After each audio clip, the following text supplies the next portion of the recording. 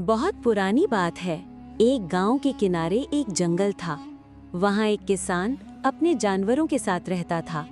सब जानवर मेहनती और वफादार थे, मगर एक बकरी ऐसी थी जो न सिर्फ कामचोर थी बल्कि बहुत नखरेबाज भी। वो हर वक्त दरख्त के नीचे बैठकर कहती, हाँ हाँ हाँ, तुम सब बेवकूफ़ हो, मेहनत करने से कोई राजा नहीं बनता, मैं तो मज़े करूँगी। किसी को खबर न थी कि उस बकरी के पास जादुई सींग थे। जब वो सुस्ती करती और किसी को धोखा देती तो सींगों से हल्की सी रोशनी निकलती।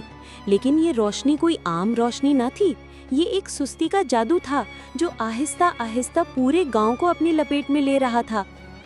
एक दिन किसान ने देखा कि गांव वाले भी अजीब तरह के हो गए हैं।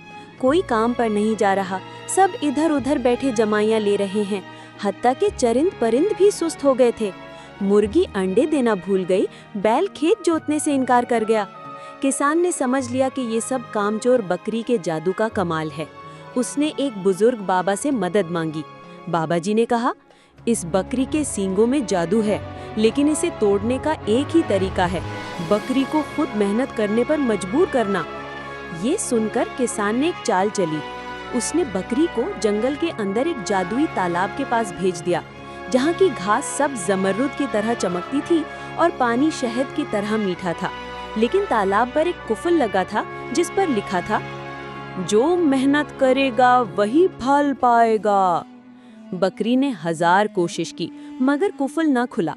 भूखी प्यासी वो तालाब के गिर्द चक्कर लगाती रही, यहाँ तक कि आखिरकार मजबूर होकर खेत में जाकर बाकी जानवरों के साथ काम करने लगी। जो ही उसने पहला बीज बोया और पानी भरा, कुफल खुल गया।